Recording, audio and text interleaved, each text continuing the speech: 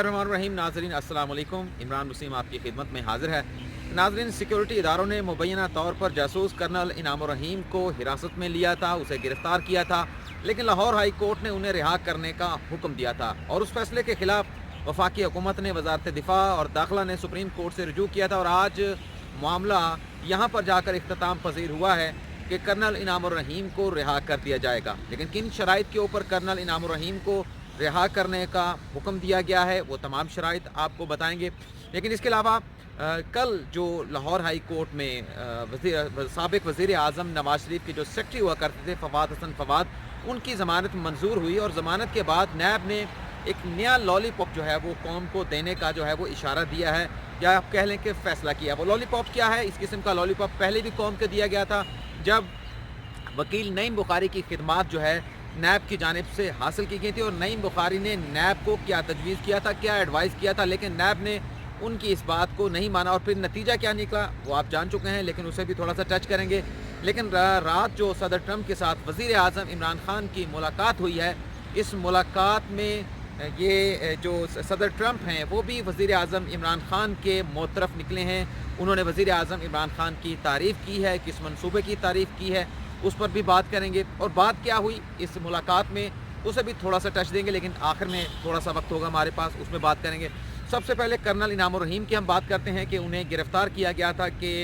उन पर ये इल्ज़ाम था कि वो जासूसी कर रहे हैं और जब लाहौर हाई कोर्ट ने उनकी रिहाई का फ़ैसला दिया तो वजारत दिफा और वजारत दाखिला ने इस फैसले को यहाँ सुप्रीम कोर्ट ऑफ पाकिस्तान में चैलेंज किया और जब इसकी समाअत हुई तो अदालत ने कहा कि आप कर्नल इनाम रहीम को अदालत में पेश करें।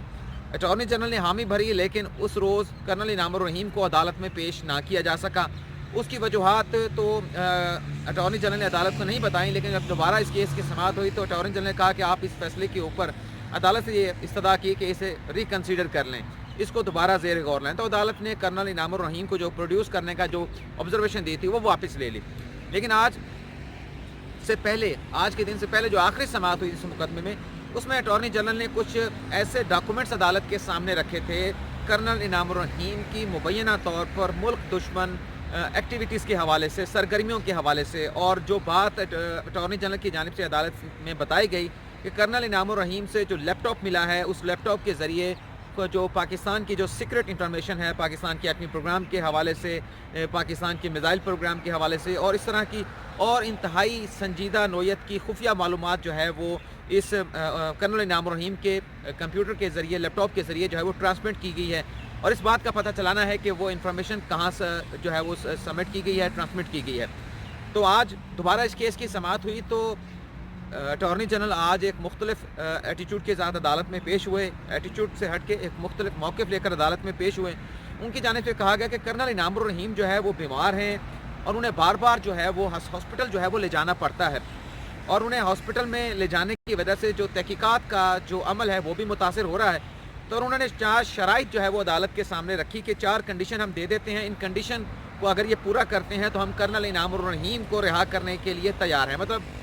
वफाक की जानिब से ये 4 कंडीशंस आई। एक कंडीशन ये थी कि कर्नल इनाम रहीम अपना पासपोर्ट जो है वो सरेंडर कर दें, पिंडी इस्लामाबाद से वो बाहर नहीं जाएंगे और जो इन्वेस्टिगेशन है उसके साथ ताउन करेंगे और जो लैपटॉप उनसे बरामद हुआ है उसका पासवर्ड देंगे। और जब ये उनकी जानिब से बात की गई तो हैरानगी इस बात की हुई कि पिछली मरतबा जो बताया गया था अटॉर्नी जनरल की जानिब से कुछ डॉक्यूमेंट्स भी सील इन्वेलप में अदालत के सामने रखे गए थे, तो उसमें तो यही बताया गया था कि ट्रांसमिट की गई है इंफॉर्मेशन पाकिस्तान के एटमी प्रोग्राम के हवाले से, पाक फौज के हवाले से। तो आज तो पासवर्ड की बात की गई है कि कर्नल इनाम रहीम ने हमें अभी तक उस कंप्यूटर का, लैपटॉप का पासवर्ड नहीं दिया। तो इससे ये तासुर जाता है कि शायद ये जो इंटरनल जो तहकीकात की गई हैं उसके मुताबिक कुछ इस किस्म की इंफॉर्मेशन लीक हुई हैं, लेकिन लैपटॉप का ताहाल जो है वो फ्रांसक उस तरह से नहीं हो पाया कि पासवर्ड मिले और फिर उसका फ्रांसक किया जा सके कि किस किस्म की मालूमात उनके लैपटॉप से जो है वो ट्रांसमिट की गई और किसको की गई है। लेकिन आज जब ये ऑफ़र उनकी जानिब से की गई तो अदालत ने कहा ठीक है, इनका पासपोर्ट भी आप रख लें और उसके साथ साथ जो वकला भी मौजूद थे कर्नल इनाम रहीम के, उनकी जानिब से कहा गया कि हम तहकीकात में भी ताउन करेंगे और हम पासपोर्ट देने को भी तैयार हैं। तो इन दो शराइत के ऊपर जो है वो कर्नल इनाम रहीम को रिहा करने का जो है वो एक मशरूत तौर पर आज क्लाइमेट हो गया है इस मामले का, इस मुकदमे का। लेकिन अब इस मुकदमे को मेरिट के ऊपर सुना जाएगा और 2 हफ्तों के लिए इस केस को मुलतवी किया गया है। लेकिन कर्नल انعام الرحیم کی رہائی کی جو شرائط تھیں وہ آج طے ہو گئی ہیں اور ایز سون ایز پاسبل انہیں رہا کر دیا جائے گا۔ دوسرا، کل لاہور ہائی کورٹ سے ضمانت ہوئی فواد حسن فواد کی، اسپیشل سیکرٹری تھے وزیر اعظم کے، سابق وزیر اعظم کے، اور جیل میں رہتے ہوئے ہی جو ہے وہ وہاں پر ریٹائرڈ ہو گئے۔ اور کل جب ان کی ضمانت ہوئی تو اس ضمانت کے فیصلے کے بعد نیب نے یہ کہا کہ ہم فواد حسن فواد کی ضمانت کا فیصلہ سپریم کورٹ میں چیلنج کریں گے۔ ناظرین، تھوڑا سا ہمیں ماضی میں جانا ہوگا، جب آشیانہ اسکینڈل میں سابق وزیر اعلیٰ پنجاب شہباز شریف کی فواد حسن فواد کی ضمانت ہوئی تھی تو اس ضمانت کو بھی نیب کی جانب سے سپریم کورٹ میں چیلنج کیا گیا تھا اور نعیم بخاری کو بطور وکیل ان کی خدمات جو ہے وہ اس مقدمے میں حاصل کی گئی تھیں۔ اور اس مقدمے کے جب ان کی خدمات حاصل کی گئیں اس کا نتیجہ یہ نکلا کہ جب یہاں سے ضمانتیں کینسل نہ ہو پائیں تو تانا ملا وزیر اعظم عمران خان کو۔ وزیر اعظم عمران خان کو تانا یہ دیا گیا اپوزیشن کی جانب سے، اپوزیشن لیڈر کی جانب سے، کہ نیب نیازی گٹھ جوڑ ہے، اور اس کی وجہ یہی نیب کا لولی پاپ ہے جو پہلی دیا گیا تھا۔ اس مقدمے میں جب وکیل کی خدمات نعیم بخاری صاحب کی حاصل کر لی گئی، انہوں نے کوئی فیس بھی نہیں لی نعیم بخاری صاحب نے، کیونکہ نیّر رضوی صاحب نے انہیں ذاتی طور پر جو ہے وہ انگیج کیا تھا اپنی جو ان کا تعلق تھا اس کی وجہ سے، تو نعیم بخاری صاحب نے یہی شرط رکھی تھی کہ ٹھیک ہے میں آپ کی جو ہے وہ ریپرزنٹیشن عدالت میں کروں گا لیکن میں کوئی فیس نہیں لوں گا۔ انہوں نے یہ حامی بھر لی، لیکن جب ریکارڈ ان کے سامنے رکھا گیا تو انہوں نے کہا کہ اس ریکارڈ کے مطابق جس طرح آپ نے انویسٹیگیشن کی ہے، جس طرح سے آپ نے انکوائری کی ہے اور معاملات کو آگے چلایا ہے اور گرفتاریاں کی ہیں، اس میں مجھے کامیابی نظر نہیں آ رہی۔ مجھے نہیں لگ رہا کہ فواد حسن فواد کی ہم ضمانت جو ہے وہ سپریم کورٹ سے منسوخ کرا پائیں گے۔ لیکن نیب کی جانب سے کہہ دیا گیا کہ نہیں، آپ چونکہ ہم نے خدمات حاصل کر لی ہیں تو آپ اس کیس کو لڑیں۔ اور جب وہ کیس چلا، ناظرین آپ کو یاد ہوگا کیونکہ زیادہ کوئی دور کی بات نہیں ہے، سابق چیف جسٹس آصف سعید کھوسہ کی عدالت میں اس کیس کی سماعت ہوئی تھی، جب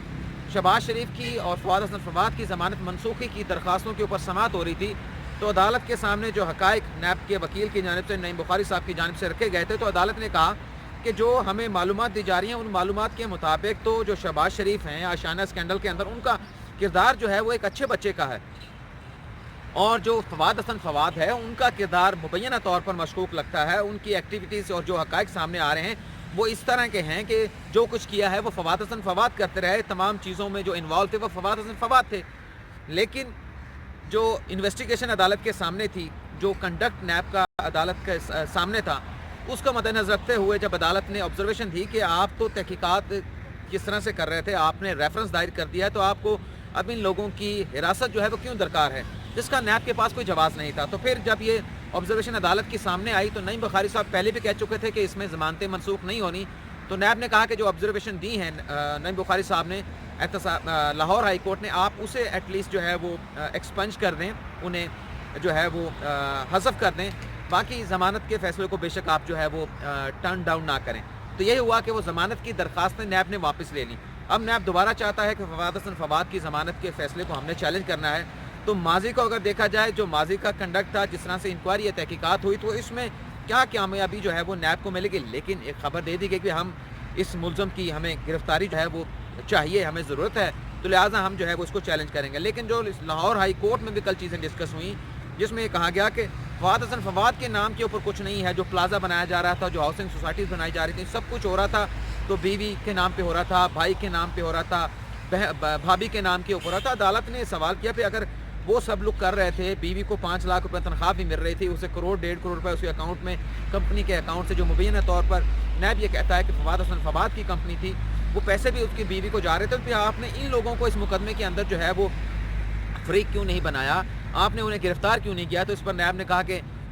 کہا یہ جا رہا ہے کہ ان کی اہلیہ جو ہے وہ ہاؤس وائف ہیں، تو آج تک آپ نے باقی جتنے ایکیوز پکڑے ہیں ان میں کیا ہاؤس وائف جو تھیں آپ انہیں گرفتار نہیں کیا؟ کیا فریال تارپور سیاست میں تھیں، لیکن ہاؤس وائف تو تھی نا کسی نہ کسی طرح سے، ان کے بچے بھی تھے، ان کا گھر بار بھی تھا۔ لیکن بہرحال ایک نیا لالی پاپ جو ہے وہ دیا جا رہا ہے، اور یہاں پر بھی جو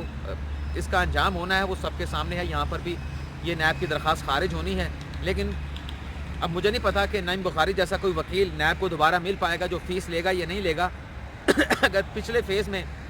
آخری فیز میں کسی اور وکیل ہوتا تو 50 سے 60 لاکھ روپے نیب کو فیس دینے پڑتی، جو بچ گئی نعیم بخاری کی وجہ سے۔ لیکن اگر اس ضمانت کو بھی یہاں سے کینسل کیا گیا، اگر تو اپنا نیب کا وکیل ہوا تو شاید کوئی فیس وکیل کو نہ دینی پڑے، لیکن باہر سے وکیل کیا تو اس کے اچھے خاصے پیسے دینا پڑیں گے۔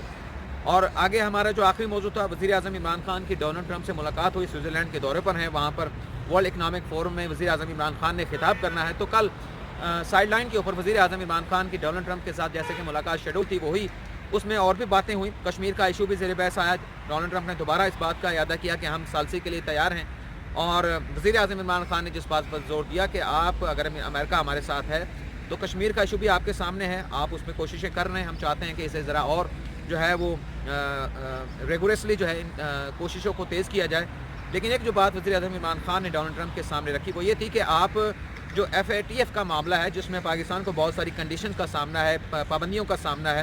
سختیوں کا سامنا ہے، تو اس معاملے سے ہمیں نکالنے میں، پاکستان کو نکالنے میں آپ اپنا کردار ادا کریں. تو اس بات کے اوپر بہت زیادہ زور جو ہے وہ وزیر اعظم عمران خان کی جانب سے دیا گیا ہے تاکہ پاکستان کے جو معاشی مسائل ہیں جو FATF کی وجہ سے جو ہے وہ اس میں بہت ساری مشکلات سامنے آ رہی ہیں، اس سے جو ہے وہ چھٹکارا یا نجات حاصل کی جا سکے. لیکن جو وزیر اعظم عمران خان کا بلین ٹری سونامی تھا اس کی ڈونلڈ ٹرمپ نے جو ہے وہ اس ورلڈ اکنامک فورم میں جو ہے وہ تعریف کی ہے کہ ایک بہت اچھا منصوبہ ہے. اس سے پہلے بھی عالمی تنظیمیں، بڑے ممالک کے جو سربراہان رہنما ہیں وہ اس منصوبے کی تعریف کر چکے ہیں، اس کی ستائش کر چکے ہیں. اب